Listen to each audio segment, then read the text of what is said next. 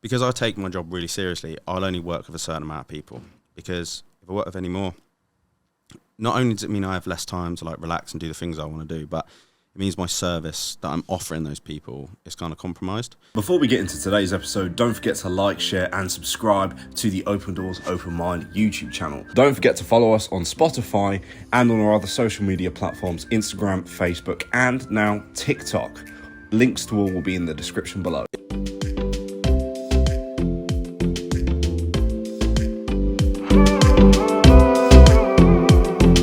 Hello. Episode 4 of Mind Over Chatter, and I have a guest, as you can see, the big man, Josh Hills Nutrition. I've known this guy. How many years have I known you now? Don't know, 4 or 5. Enough. Yeah. And United fan as well, straight away, talking about football.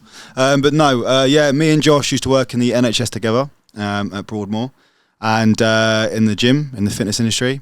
And now Josh has spread his wings, and he's started his own business in nutrition. So we'll be talking about that. We'll be talking about the positives and negatives of dieting, how maybe toxic the industry can be, and we'll be talking about future plans, mental health, men's mental health, and having a general chit chat. So Josh, would you like to, even though I've already introduced yourself, would you like to do it anyway? Yeah, of course. I'm Joshua Hills, and I'm a registered associate nutritionist. Originally had a background in sports therapy. Did my master's in nutrition, went into Broadmoor, where we worked together in NHS mental health, and then from there went to public health, self-employed, worked in various sports, elite sport, rugby, and eventually went self-employed, and then just gradually built that up into something that I really genuinely love doing. So No, mate, it's brilliant, because obviously your Instagram page is quite funny. I'm not gonna lie, it is brilliant. Some of the videos you do is brilliant. Obviously, what made you feel like you had to go down that route to get a message across to people? I think, without going into loads of detail, like there's stuff that's happened in my life and people's life very close to me where you kind of see how toxic the health industry is, how much misinformation there is out there, and then the damage that causes to people, whether it's body dysmorphia, eating disorders, disordered eating. And I never really wanted to go into that section of it. When I was younger, it was always, I wanted to do nutrition, but I wanted to do sports nutrition. I wanted to work with athletes and focus really on fat loss and all those sorts of things, until I kind of really realised just how toxic the industry was. And actually, I didn't want to be a part of that side of the industry. I kind of wanted to help those people who feel vulnerable, feel lost. You know, if you're listening to this, you probably either yourself or you know somebody else who's always been on a diet and probably got nowhere with it, to the point where they just beat themselves up and they're hard on themselves and they call themselves a failure and all those sorts of things. So kind of thought, I want to try and... It's a vicious cycle, yeah. Yeah, well, it is, because you start something new, it doesn't go well because you probably do something that's too restrictive, and then you're hard on yourself, feel guilty, feel regret, talk about yourself in negative ways, and then you think, right, I'll start another diet. And that cycle just goes round and round. And there's people I've worked with who, you know, in their 50s, who have been like, Josh, been on diet since I was a child. Nothing's ever worked. And I hate myself. And, you know, I get messages from people saying, Josh, I'm worried I'm going to die. Can you help me? Yeah. Bloody hell. Yeah. I've got a client I work with now, and she randomly messaged me at the start of the year. And it was literally as blunt as, and I won't mention her name.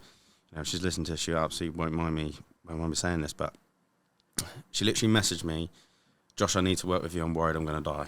And I was like, okay, I normally just ask a few questions and then say, you know, if that's something you want to work with together, I'll book you in for a call. So that, and she's like, I've already booked a call. I'm not desperate. So I was like, all right, did the call with her. And yeah, she was in a position where she's late 50s, or I'll say mid 50s, or I'll be nice and say early 40s. Yeah. 35. Yeah, 35. We'll go 35. And you know, she was like, I'm in too much pain to walk. My knee is shot to bits. Walking's too much effort. I struggle with, you know, emotional eating, binge eating, and I'm genuinely worried I'm going to die. Wow. Now she's like, and I think people forget it's the small wins that really count. Like, she messaged me pretty much every day with just a small win she's done. It's like, and this is how simple it can be. She messaged me last week. She's like, I just walked up the stairs at work for the first time in my life without holding onto the banister. Well, I think she's 57. That's pretty cool. Mm. Yet people won't think about small things like that. Yeah. She's like, I've just done another workout, or I'm doing my. We focus on really basic strengthening exercises like wall sits and just straight leg raises seated on the floor. And she's like building one rep extra in a week. Decent. She's so happy that she's added an extra rep in that week. Yeah. And like we're buzzing, and that's how small it can be. And sometimes you've got to kind of take a step back and say, right, all that stuff I've done before doesn't work. Yeah. What's really important to me? Well, it's walking around pain free. Mm. It's actually just walking. So when I had a message from somebody, I think it was her again last night or this morning, messaged me saying, went out for a walk with her partner, and he was moaning because she now walks too quick.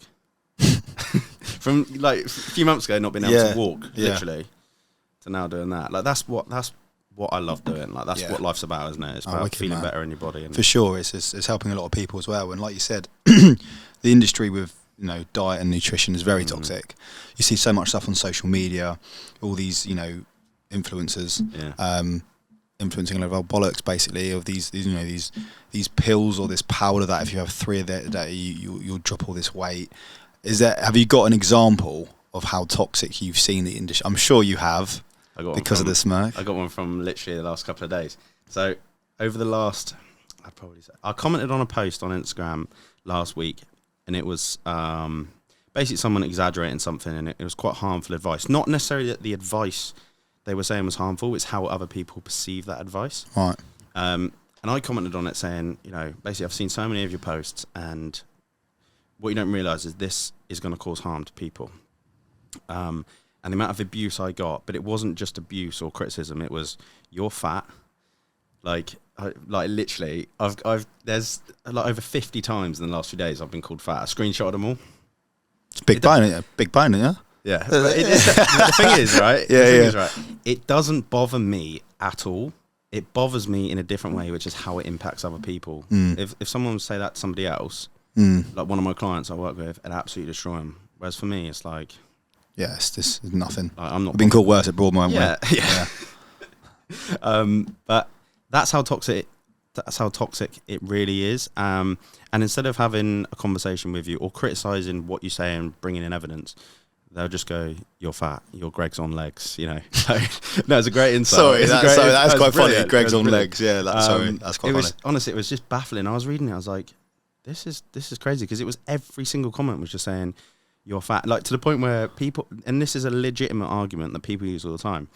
They'll go, "You know nothing because you're overweight." Whereas this person has a great body, so they know more than you. And it's like, I used to bodybuild before I went to uni, right? Yeah. Even when I was in my early 20s, I used to bodybuild. And I was very lean. My eating was disordered.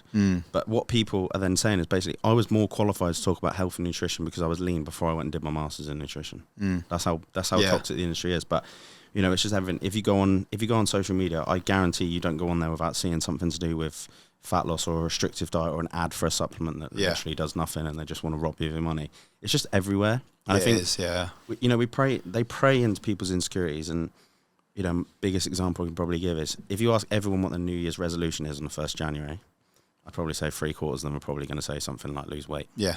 Because it's just everywhere, and they're told that you have to lose weight, and then what they do is they place this sort of moral value on it when they say, I'll never be happy until I've lost weight. And that's kind of not how life works. You can do so much, and I try and give examples to my clients, but I say, let's say you start walking each day, you start doing a bit of strength training, you do an activity you love, whether it's yoga or cycling or going for a walk with your partner on the beach at the weekend, go get an ice cream, whatever. You start doing some things that relax you, whether it's reading or, whatever. Even if you didn't lose weight, but you were fitter and all those things, are you not going to end up happier? Like, it's not, we focus so much on like the end outcome rather than the process. And if you look at weight loss and things like that, most of it, most people feel better because they're more active and they're probably eating better and they're probably focusing more on sleep and hydration. Whereas we just think about weight loss, whereas actually you should be thinking about the process to get there if that's your goal. And if it's not, just start focusing on other things like, can I move my body a bit more? Yeah. Can I take 20 minutes away from work each day just to go for a walk? Which I know is hard. It is hard, and that's the thing I like about your some of your tweets, because like I said, when people think they have to go and do some exercise or go to the gym, you don't have to go on a treadmill for an hour. Like I said, if you enjoy playing badminton, just go and play badminton. If you enjoy going for a cycle, go for a cycle. Like, you don't have to keep thinking, well, I've got to go on the cross trainer for 45 minutes. You can actually do things that you actually enjoy. Exactly. And people, that's the thing. I think a lot of people forget that. They feel like, oh, I've got to lose weight, or I've got to go to this, or got to go to that, and they sign up to all these classes, which is fine. But then they actually, because what do you enjoy? Well, I love playing rounders. Yeah, exactly. Can play rounders then. Like Exactly. go look for a league or something. Do you know what I mean? Like, you don't have to be so very like direct. Right, class tonight. It can actually be like really good fun. Had that exact conversation with a client last night on the phone, and I don't know why I said rounders, by the way. Yeah, that's a bit weird. And she'd put in her form. She was like, I'm hesitant about lifting weights again, and she'd recently had injury, things like that, but she'd been cycling, she'd been walking, she'd been doing yoga, and I said, basically don't worry about trying to do something. I said, do you want to do the weights? She's like, not really. I said, why don't you just do the other things? I said, to give you an example, I've always loved training in the gym. I've trained in the gym probably for 15 years of my life, I reckon, last 15 years. You're going Greg's 15 years apparently yeah, as well. Exactly. You know? Oh, longer than that. I don't know when Greg's first opened, but I was there on the first day. But yeah, I said, like, whether I've trained at home, in a gym, at work, whatever, I've always loved going to the gym. Whereas I got quite ill earlier in the year, and I had pneumonia, and I genuinely was struggling to breathe. Like, I ended up in hospital and things. And going back to the gym, I found really hard, because I'd go in there and my heart would be racing, and I'd lift a few weights, be struggling to breathe, not even heavy weights. And it kind of made me fall out of love with it. And I've now focused on going back to playing rugby, running. But even the last few times I've been to the gym, I still get that racing heart when I lift weights. And I just don't, I've fallen out of love with the gym a bit. And I said that to them, and I was like, but I planned to go to the gym yesterday. And I sat there and I got really worked up about going to the gym. I was like, why are you getting worked up about whether you go to the gym or not? Why don't you just go and do something you want to do? What do you want to do? I'd rather go over the field at the back of my house and just go for a run. So I just did that. I'm still moving my body. And I know if I take the pressure off, I'll wake up one day and be like, yeah, I've got time. I really want to go to the gym. And then I'll go back. But now it's just not a priority. She was like, yeah, that's great. I'll just carry on walking, cycling, and doing my yoga. And that's how it should be. You should never be like, feel like you're forced into a certain thing, or you have to do a certain thing. If you look at what an active lifestyle is, you want it to be consistent. You want it to be something that's easy for you to do. There's no like sort of, you want to find something that has the least path of resistance, whether that's time, money, resources, and something that you can do a few times a week that you actually enjoy, because then you want to do it. Because in a few years' time, you're probably still going to be doing it. For sure. Because if you do something you don't enjoy, or for the wrong reason, the likelihood is you're probably going to stop. Yeah. And then you're back to square one. Yeah. And then you beat yourself up and you're hard on yourself. And all Oh, that exactly. Yeah, I've got a few mates that want to get into running, and they said, one guy in particular. So I haven't run for ages, so I just tried running 5K Sunday night. I went, when's the last time you ran? He's like, like 2 years ago. And you tried doing a 5K straight into a 5K. How'd you get on? Oh mate, I was in serious bother, like a mile in, 2 miles in. Yeah. And I was like, just start with a mile. Yeah. Twice a week, crank it up. But so many people, they just feel like they've got to go for it straight away. And then, like you said, they go, they remember the feeling of them failing or in physical pain from it. Yeah. And then it puts them off for 6-7 months. Exactly. There's a really good example actually on the topic of exercise, which is from Broadmoor. And that's, loads of patients or service users would want to go into the gym, right? But we used to get the most numbers on a session if we played volleyball. Yeah, we did. Yeah, so I remember those games. So they were competitive as well. Yeah, fantastic. But we would always go on to, like, especially if it was like a weekend morning, you want to keep it fun, you want to get people out of bed on a Sunday morning and things. And we wouldn't just say, right, we're going in the gym. We'd say, right, between yourselves, what do you want to do? And we'd see, how do we get the most people off the ward to go and be active? And they'd be like, well, I'd play volleyball. And then like we'd get like 12 people off a ward of like 16 go play volleyball. Like, that's what it's about. No, it's very true. Yeah. Miss those days. Yeah, good old days. I don't miss playing volleyball and badminton because I'm genuinely terrible at it. So, mate, in those jogging bottoms and this fleece in an unair conditioned building is horrific. That's a good way of losing weight. Yeah. But yeah, so you have a new business venture called the Joshua Hills Nutrition Academy. Hills Academy. Yeah, Joshua Hills Academy. What is that, and how's it going? It's going well. It's enjoyable. I'm learning a lot about technology. I think that's safe to say. My mum is as well. But big up, Miss Hills. Yeah. I'd always worked one-to-one with people, and that means you have a certain limit of the amount of people that you can work with. And sort of it's fine at the start, and then sort of as my social media grew, but as sort of I grew as a nutritionist, you get more and more people apply to work with you. Now, because I take my job really seriously, I'll only work with a certain amount of people, because if I work with any more, not only does it mean I have less time to like relax and do the things I want to do, but it means my service that I'm offering those people is kind of compromised. So I was building up this long waiting list, and I was saying this to you earlier, but I was looking at it going, this is going to take me years to work with all these people. So I wanted to make a way that was kind of like an introductory way, because realistically, not everyone needs one-to-one help. Some people just need a bit of guidance. So I wanted to create a product that pretty much anyone could use, whatever their goal was. So it covered lots of different things. So in the academy, it's basically like an online course of loads of different topics that people can work through. So we're talking like how to sort of assess your health and then work out what areas you want to focus on, rather than just being do this, do this, do this. Obviously the fundamentals behind like health, nutrition, exercise and things like that. But then like practical elements, like how do you plan your food? All right, how do you assess your food without, lots of people don't want to track calories. Fine, it's not something I really recommend, but how do you assess your overall nutrition? How do you plan it to be better next week? And then it'll go through different things. So we look at women's health. We've got a webinar, when we're recording this evening, on the menopause. So I've got a registered nutritionist coming in to talk to people about that. It's got lots of different elements. I'm live in the group pretty much 6 days a week with a live call. Everyone can come on, ask me questions, ask for help. We've got like a community group where people can post their own wins, successes, that they're struggling, ask for help, ask a question. And it's just like a community. Everyone will sort of jump in, support each other. It's just, it's kind of taken me by surprise how well it's gone.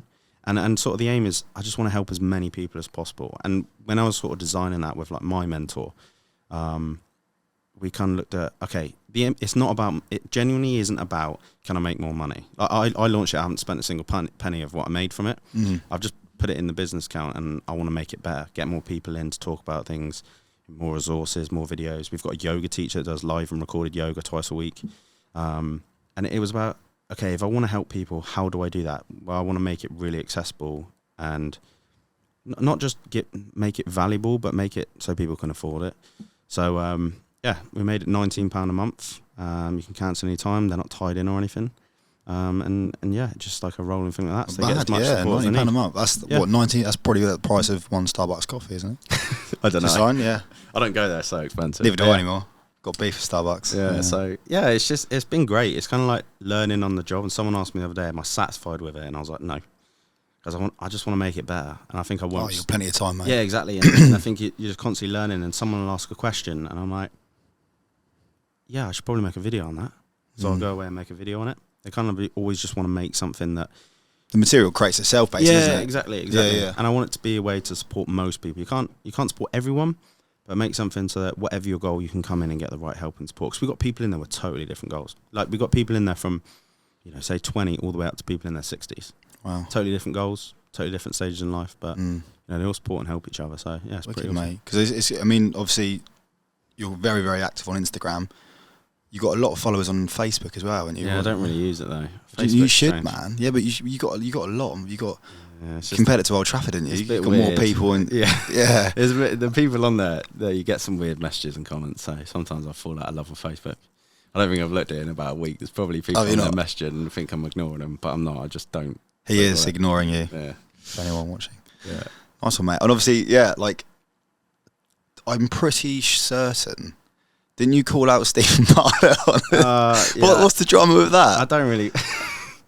Come on, you're on the spotlight now. Yeah, so basically, I think he's a very big source of misinformation. Let's just keep it at that. For those of you who don't know who that is, that's the diary of the CEO. Yeah, he has a lot of dodgy people on his podcast. But the sad thing is, he has some amazing. So do I.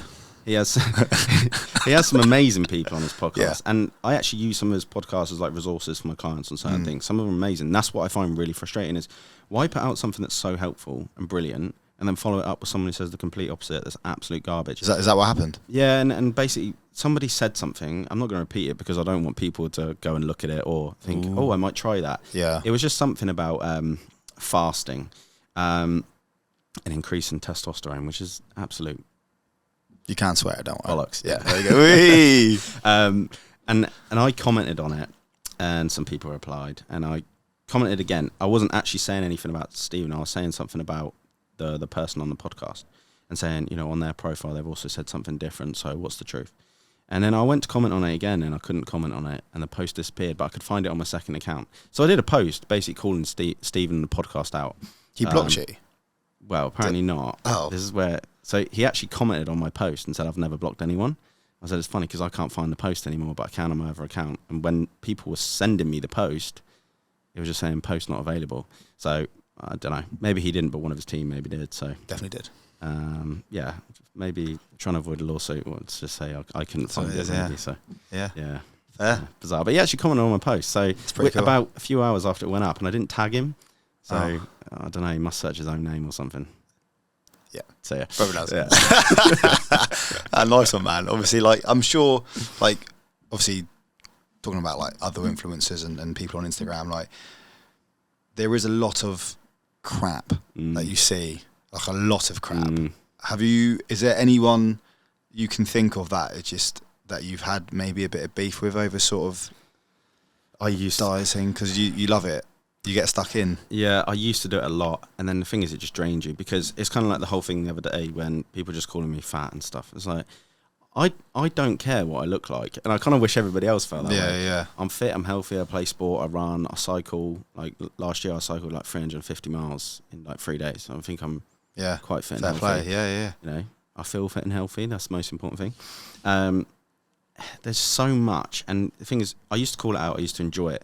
And then when it's just all the time, when you're just getting bombarded with people that can't have a debate, can't provide any evidence, and I'll just say, do you have any evidence for that? And they've got nothing. No, you're fat. And it's just like, that it's just pointless having that conversation. So sometimes what I do is I just have a break from calling people out, and then I'll go back to doing it in a bit when I feel a bit more recharged. But at the moment, I just don't have the time. No, fair play. The thing is, you get 10, 20 comments, and you think, and they're all asking, saying, can you give us the research? I'm like, I can't do this all the time. It's painful. It's Fair painful. play. But it's everywhere. Like, it'd be impossible for me to, call out one individual. There are, whether it's low carb, whether it's sweeteners, it's just everywhere. And it's everyone. It's like, I see nutritionists that I respect that follow me, and I see them write something about sweeteners or something. I'm just like, really? And then I just unfollow them. I can't. But how comes they've got, if you're both obviously all nutritionists, why have they got such a different opinion on something to, you both done a master's, so how comes he's got a completely different opinion on something else? The thing is, everybody has their own bias, right? Yeah. So my bias, I'll admit, I love carbohydrates. So I'm gonna tell people. You love a tube of Pringles. I've seen it on your Instagram. Yeah. All right. So I love carbohydrates. So at the end of the day, I am biased towards carbohydrates. I'm going to encourage people to eat carbohydrates. I don't think they should cut them out. But somebody else might go, I actually really like eating low carb. I prefer having more fats. So they're going to find research that supports their argument. Now, if you take low carb, low fat, there is evidence to support that for some people, low carb works better, and for other people, more carbs works better. Same with breakfast. Yeah. There's loads of research says fasting might be beneficial for, let's say, weight loss. But then there's loads of research said actually breakfast is beneficial for weight loss. But the key difference is it's on the individual.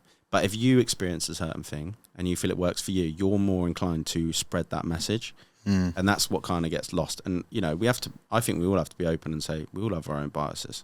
Yeah, of course. Yeah. I'm going to tell you, Man United are the best football team in the Premiership. They are.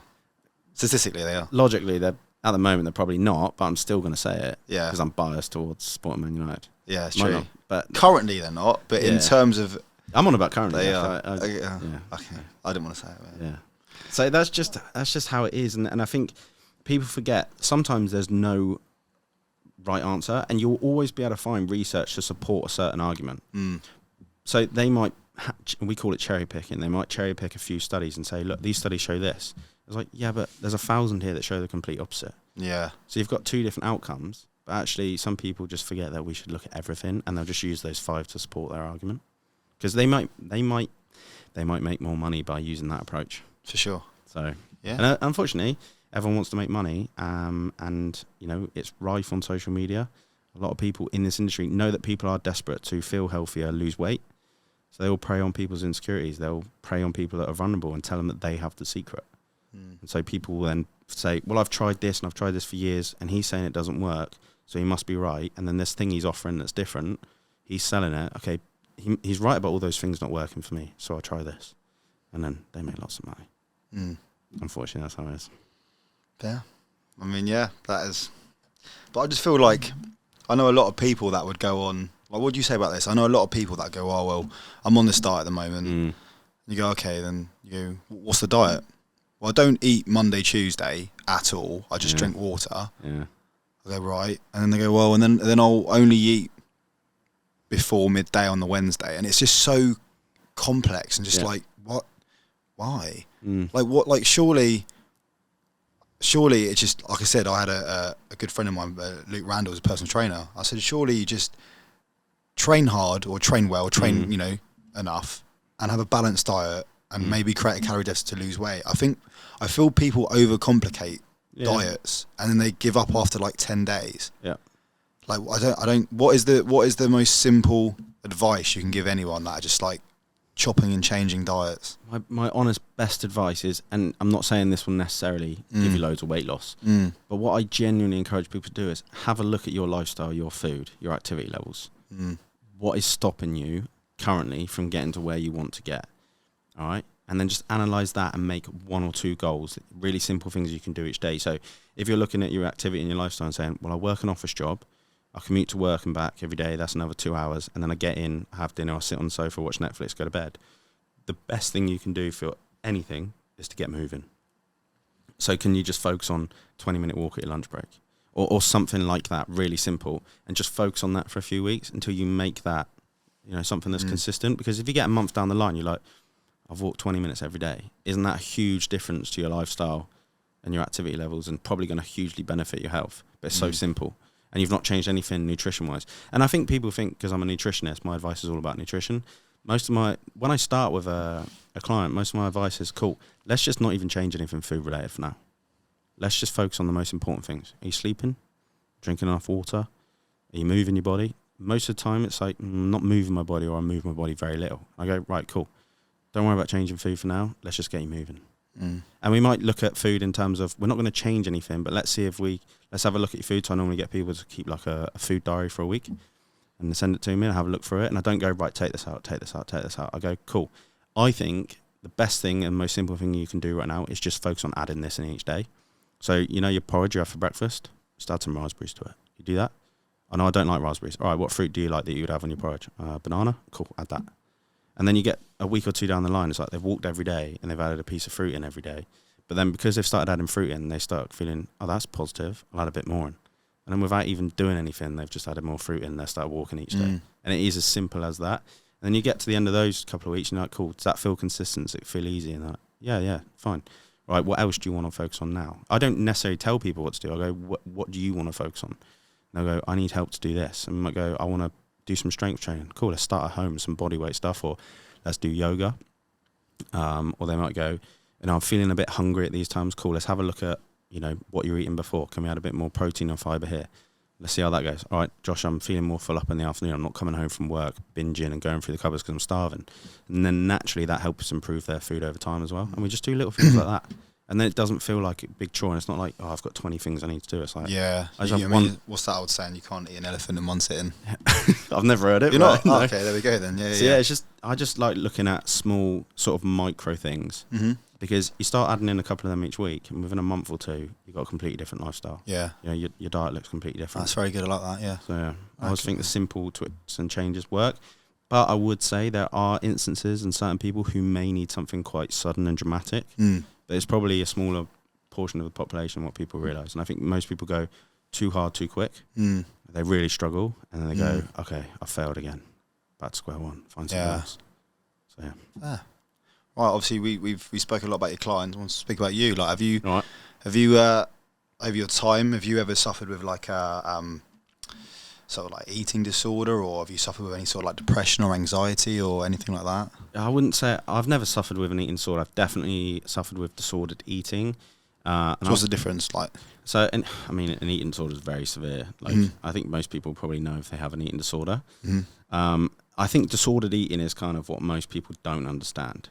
And this is, you know, to give you some examples, this is sort of like restricting yourself in the day because you're eating out in the evening. So like saving up extra energy so you can eat more in the evening.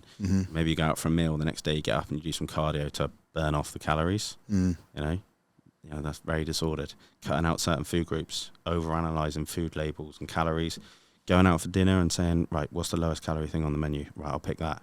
You know, it impacts your enjoyment in life. Yeah, right? okay. And food kind of has this little bit of control over you.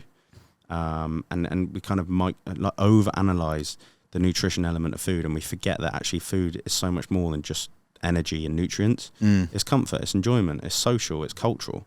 There's so many different elements to food. That's very true. And our aim should be to enjoy life and be as healthy as we can. Yeah. But having a pizza each week probably adds more to your life than avoiding the pizza because you're scared of pizza. So I've definitely struggled with those type of things. In terms of mental health, like, I'm very open about it. Don't know how old I was. I was very early teens. It was probably like 12 maybe. My mum took me to the GP and was like, yeah, my son seems really down. He's very hyper, very happy with like mates and stuff and at school. She was like, he's very down outside of that. Put him on a football pitch, he's great, he loves it. But he's just really low, cries a lot. I think it was 12 or 13. I was diagnosed with like clinical depression, anxiety, and I was on medication. Wow. Went through counselling probably from I was in child mental health services from probably like 12 up until I turned an adult. I actually, so I've been on medication for about 14 years of my life, and I stopped taking it actually about 4 months ago.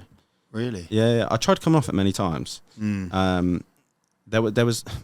Previously, it was actually because I wanted to give blood, and they kept telling me you can't give blood because you take certain medication. They've actually changed that now, but that was the main reason. And then I came off it a few months ago, and every previous attempt, I'd come off it and I'd really struggle. And then I came off it a few months ago. I was like, I actually just feel in the last year, I feel like my stress has reduced. I'm busier than ever. My stress has reduced. I genuinely feel happier, and I can keep myself happier by doing things I want to do, even on my own. So I came off it. I've not had any issues since. Not really. I kind of forget I was ever taking it. Okay. So it's kind of like been, and I think the main thing is just, I think relaxing and kind of finding what I really want to do in life. I think that's a massive part of it. Going back and playing rugby definitely helped. The social side of that, and little things like I go to the pub every week in midweek with my mates and watch football, have a couple of beers, and like doing stuff like that to break my week up. I think those little things made a massive difference to my mental health. And mental health to me is more important than anything. If you're not in a good place mentally, you're not going to look after your physical health as much as you can. You're sort of lost to the world sometimes. If you lost within yourself, you can be lost in the world as well. So And on the topic of mental health, I remember when we worked at Broadmoor. I don't know how long we'd worked there, but we were walking back from a ward one day. It was just me and you. I don't know how we got onto it, but we started talking about it, and we both started telling each other that we'd struggled a bit with things. It's the first conversation I'd ever had in I don't know how, probably been on medication, been diagnosed probably like 11 years, something like that, maybe longer. First time I'd ever had a conversation with another guy, and it just happened. It was just like so open. I was like, oh, that was really good. Just to know somebody else, I struggle as well. It's kind of it's bizarre that I'd gone that long in my life. Never felt stigmatized by it. Like, my friends knew about it, and I remember at school, I remember someone taking a mick at me once, and one of my mates, and we were young, and he turned around, he was like, don't do that, he's struggling a bit at the moment. And they were like, oh, fair enough. It wasn't like taking a piss at me or anything. It was like, oh, no. I'm lucky, I've never felt stigmatized by it. Yeah. I feel fine now. I still have days where I'm really stressed. Yeah, of course. Yesterday, I'll be totally honest, mate, I was in a bad place. I was so stressed, I was so annoyed. I felt quite low. Yeah. And I was like, right, well, how'd you get yourself out of this? Yeah. And I can do that now. I think that's for sure. Having the tools to be able to do that. But that takes time. Yeah, it took me, to anyone listening, probably took me 15 years. Yeah. So I'm not saying you can do it overnight, but I think it's a massive thing that doesn't get talked about enough. And especially in my industry as well. I work with mostly women. I get messages from guys saying they really struggle with their food, but they don't admit it as much as women do. Really? Yeah. I think as well, it's like there's a lot of men out there that don't talk about their feelings. Yeah. A lot. And I think it is the biggest killer for men between ages. I think it's 25 to 50. I think. Yeah. I mean, I've lost friends from suicide. I've lost more than one. I've lost one. Yeah, I lost one of my close friends from when I was young. I joined a new football team when I was like 7, and made friends with him. Went to school together, and then I was actually out. This was, I don't know how many years ago now, maybe 6 years ago, something like that. And I was out with my other friends back home, and we seen him out, and we were with him. And I went home the next day, and my mate messaged me, and he was like, "Did you hear about him?" And I was like, "What are you on about?" And then my heart kind of sank, and I was like, "Nah." And he'd committed suicide. Yeah, mate. Shit. I mean, it's that you know, very very similar story happened to me as well. And I have an old mate of mine, and I mentioned my mate said, "Oh, we should go see him soon at uni," and so we not heard. What? Is he all right? Everyone just assumed everyone knew. Yeah. So it's a horrible way to find out. It's shit. And you know, I saw a friend of mine recently, earlier this month, and he said to me, "Mate, if I didn't tell you how I felt on the phone, and you didn't tell me what to do, I wouldn't be here." Yeah. But then, obviously, I'm not going to say who it is. But then I sort of come back and I look at him and look what he's got going on in his life. You have no idea. Mate, no idea. Do you know? It's like part of the reason my mum took me to GP is she's like, my son doesn't talk. He won't tell me. I know something's wrong with me. He sits there crying. I'm like, what's wrong? He won't say anything. He doesn't even open his mouth. And the most powerful thing I learned to do, which is also the hardest thing to do, is I learned how to talk. To the point where I'll just tell someone how I'm feeling. I was like, lads, today, just leave me alone. I'm in a bad mood. My mates will know when I'm in a bad mood. Yeah. Like, they know. But I remember, it was like World Mental Health Day a few years ago. I hadn't been using my Instagram page long. And I just thought, do you know what?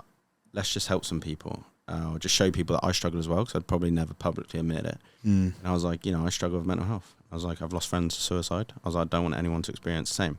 My best mate that I've known well over 20 years messaged me. He said, thanks for posting that. And he told me how much you've been struggling.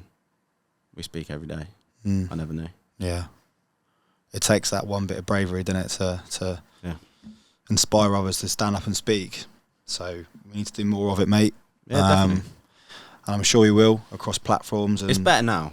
Yeah. People are much better at it now. And things take time. It's more of a, like I said on another podcast, if you go back like 15, 20 years, like men's mental health or just mental health in general, it wasn't really a thing. It was like, well, it was, but it wasn't as exposed to what it is now. People wouldn't admit it. And I think it's like anything. It's like struggling with your food or struggling with, your own confidence, your mental health, whatever it is. Sometimes just holding that in, is the most damaging thing, and that leads to other things. But sometimes finding someone that you can talk to about your food, or someone that you feel supports you or reassures you, makes a massive difference. Yeah, for sure. And I think for a lot of people as well, because I was one of these people where like I didn't really, I had a dream goal, a dream career that I wanted to do in my life. Wasn't putting any work into it at all.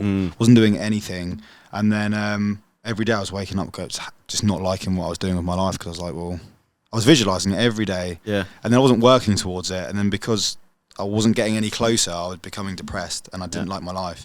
And I think that's a lot of for a lot of people now. Obviously, I've got a foot on the ladder, doing what I want to do. Definitely. And I was going to bring that up because I remember we spoke about one day about like our dreams, what we wanted to do. Yours was motivational speaking, podcast. Mine was like, I want to be a nutritionist. So sitting here now, it's quite cool that we both it is, done mate. that. Yeah. But before I said that to you that time, I got my master's in nutrition, and I had no confidence, and I was working like I did like 3 days in recruitment and then quit. I worked like selling gym equipment for a few months, quit. Did a few other jobs, quit, and then I just ended up delivering pizzas at Domino's. I had a master's in nutrition, so I had no confidence, didn't know what to do in my life, and that was through the start of COVID.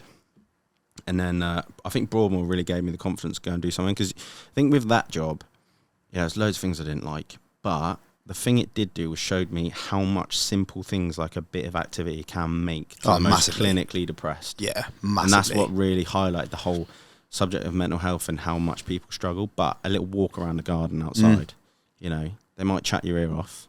I know they might bite your ear off. Might bite your ear off. My ears are still here, but they might do that. But the difference that makes in their day, massively, mate. Brilliant. Bit of sunlight, stretch their legs, mate. It's a small thing sometimes that can get you moving. And that's the thing. Obviously, going back to one of your clients, you said, I walked up the stairs without holding the handrail. Like, for a lot of people, I can't remember who it was.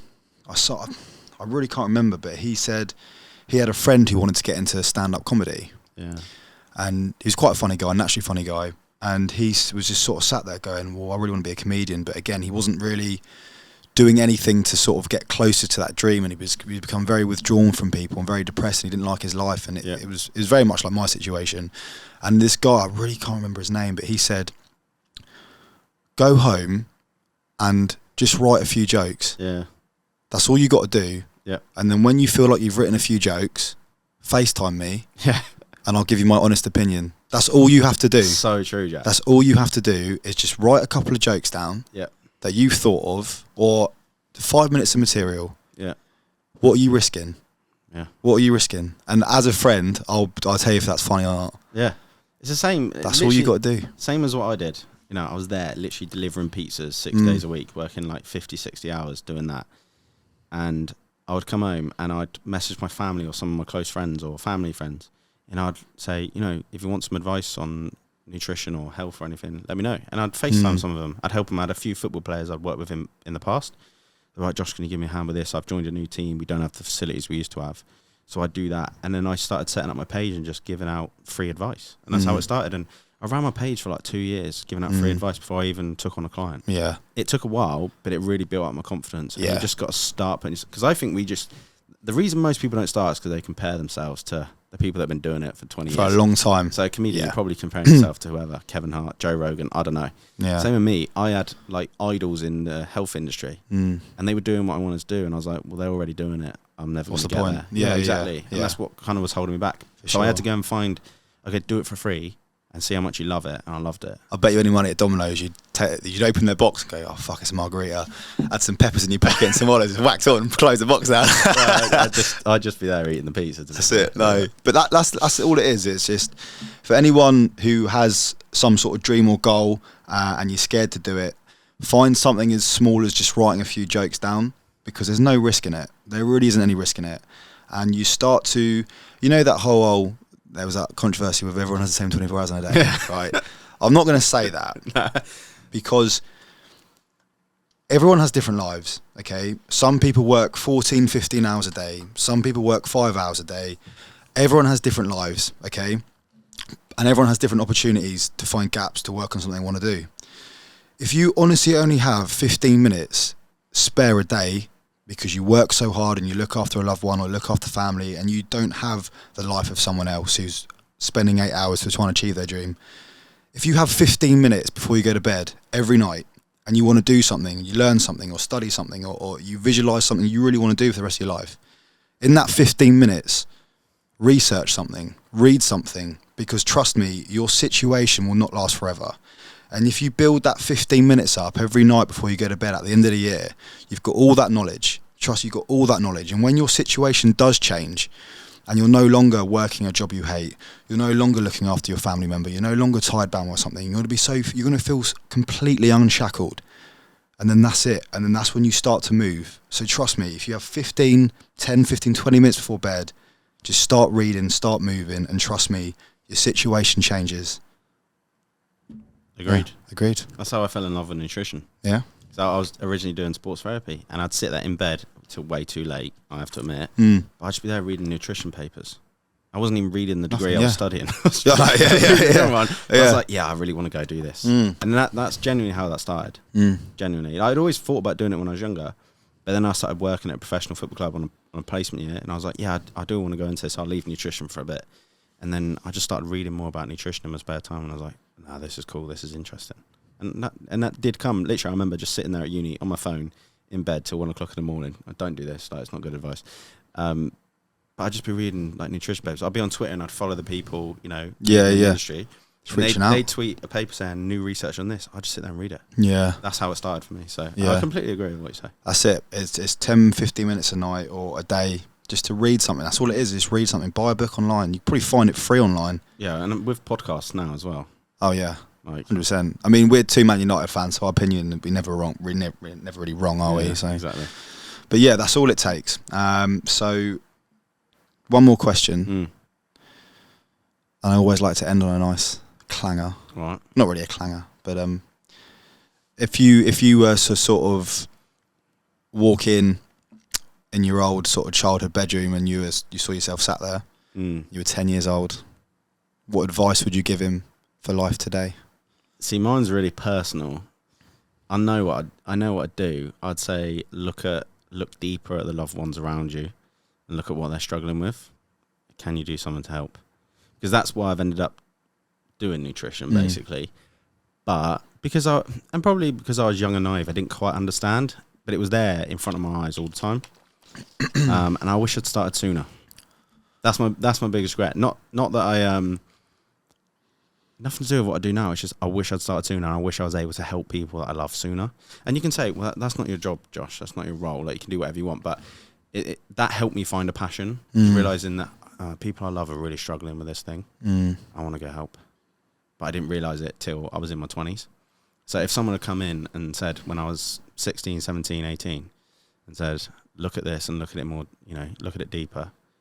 Do you want to help? I'd be like, oh yeah, I do. And that would have, I'd be a few years ahead of now. I'm just glad I realised. But that's what I'd say. If I could give myself advice, that's what I would do. Yeah, mate. And don't put things on pause, just go do it. Like you said, start with 10, 15 minutes. Because I delayed, I sat there with a master's in nutrition for over 2 years before I took on a client, before I did anything. I'm in a way, I don't regret it, but I could have done it sooner. But that's through lack of confidence. That's the thing. And now, obviously, there's a lot of people that started late in their life. It's just for me now. I'm like I said in another podcast, I probably didn't start on my dreams for 7 years because I was just scared. I was like, but people are going to think I'm a weirdo. Yeah. People are going to think what's he doing? Motivational speaker. What a lot of bollocks. I know. 28 in October, and I'm just starting now. And sometimes you just got to close your eyes and jump. Yeah, definitely. You know what I mean? We were having this conversation earlier, weren't we, having a coffee? Yeah. We were having this exact conversation. And I was saying that I'd kind of said to myself, right, work part-time, give yourself 6 months, go do it. Yeah. Because at the end of the day, if it all falls apart, I could go and live on my mum's sofa. I could do something else. Yeah. I could just go and get a job at Tesco or Domino's again or whatever. But if you don't go and do it now, you're probably never going to do it and you'll never know. And you'll just regret 100%. it. So I just went 100%, yeah. Give yourself a few months, go for it. For sure. And maybe one day we'll do a massive challenge.